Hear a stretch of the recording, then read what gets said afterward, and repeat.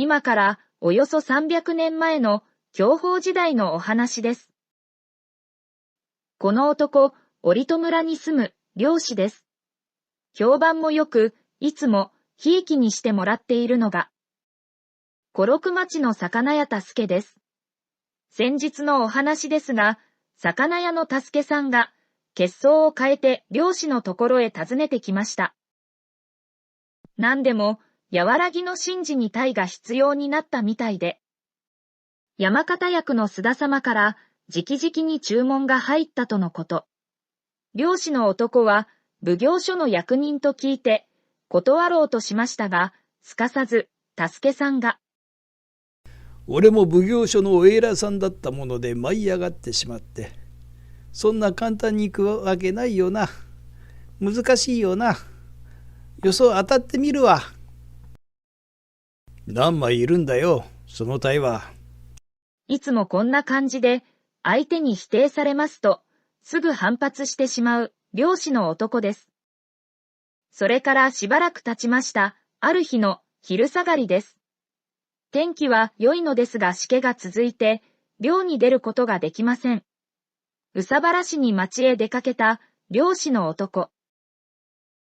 小腹が空いたので立ち寄った居酒屋に羽振りと切符が良さそうな男が一人でお酒を飲んでおりました。たまたま目と目が合いましたら、今日は俺がおごるから一杯やるかい。ごちになります。またもや気持ちと裏腹な言葉を発してしまう漁師の男です。にっこり笑って声をかけてきた男の名は、小右衛門町に住む源四郎。通り名を源さんと申しまして、金銀山の鳥越間部で頭大工をしております。よほど一人で退屈だったのでしょうか、尋ねもしないのに、金銀山のことをいろいろ教えてくれます。源さんには、留吉さんという専属の荷上げ掘り子がいるそうで、何やら今日は留吉さんとこの居酒屋で待ち合わせしているみたいです。ほどなくして留吉さんも合流いたしましたが、源さんの話が止まりません。いや、留さん。ところでお花ちゃん美人さんになっちゃって心配だね。総徳町の長屋に住む大堀子の留吉さん。頭大工の源さんとは幼なじみで、そんな関係から源さん専属の掘り子として働いております。娘さんの名がお花と申しまして17歳。すごいべっぴんさんで石襟目をしております。三人とも源さんの親方で、かなこの八右衛門さんが稼いでいる鳥越間部に通っているとのことです。このお花ちゃんの話に食いついた漁師の男。魚屋の助さんから聞いた話を思い出しました。そういえば金子の八右衛門さんは五郎右衛門町の屋敷の近くに神社を建てた奇特な方で、人望も厚いって言ってたな。そうか、三人とも同じ親方なんだ。漁師の男が、いいっすね、良い人が親方で。と言いかけましたら、すかさず留吉さんが、何勘違いしてんだよ。俺と源さんは働く現場は同じでも親方は違うんだよ。留吉さんの親方の名は孫左衛門。通称孫左と申しまして、三丁目で先代の後を継ぎ、堀高家という人材派遣を家業としております。この堀高家、当該からの出稼ぎ者に、銀山町にて住まいと職を供与し、奉行所の要請で、堀子という人材を提供しておりました。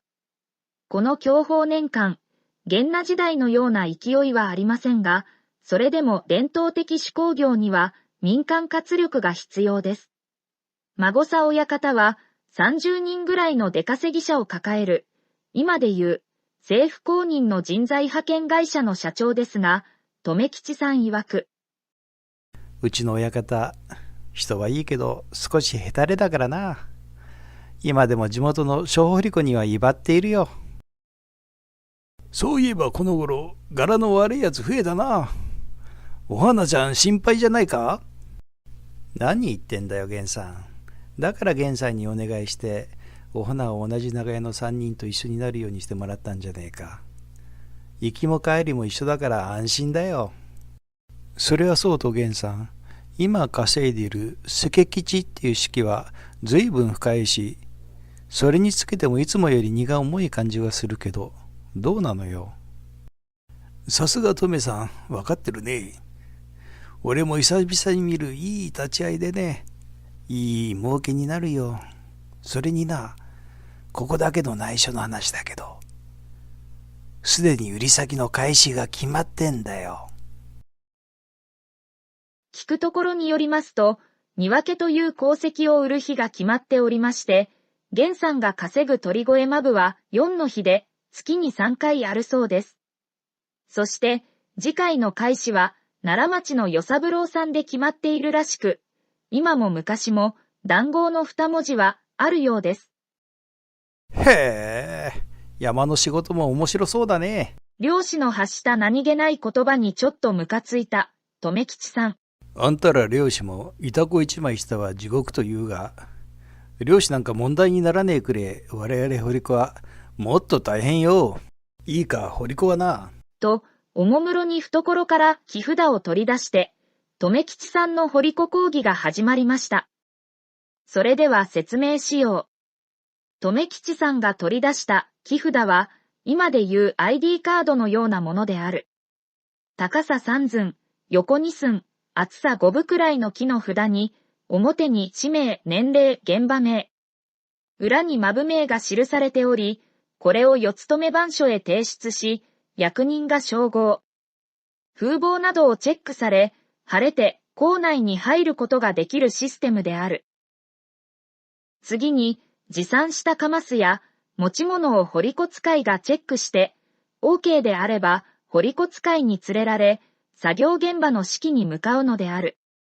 指揮の採掘現場に到着したら、現場責任者である頭大工の指示に従って、鉱石をカマスに入れるのであるが、この時、採掘した大工名を記した紙もあるので、必ずカマスの中に入れるようにしよう。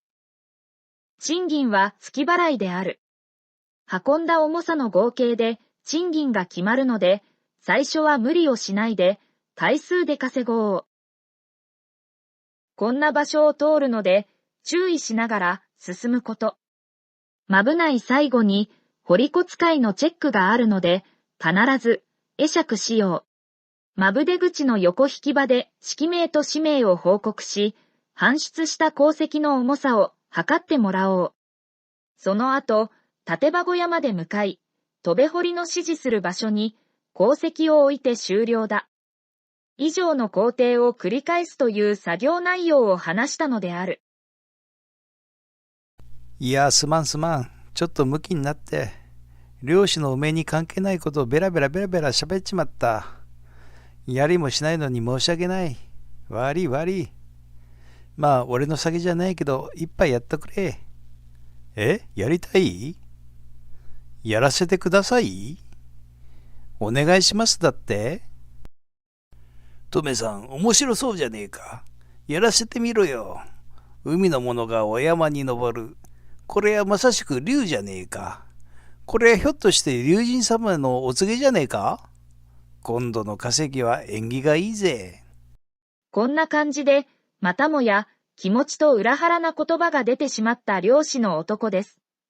話がどんどん進んでいきまして、結局、掘り子に挑戦することになりました。ところでお前、かますとかあるのか？なかったらこの居酒屋の隣の隣で売ってら。龍神様だから源さんがすべて支度するって？何それに源さんの家に泊めるってか？まあ分かったよ。源さんだけに験担ぎかよ。じゃあ明日、明け5つに四つ止めの番所で待ってるからな。というわけで、明日の朝8時に待ち合わせをいたしましたが、果たして漁師の男は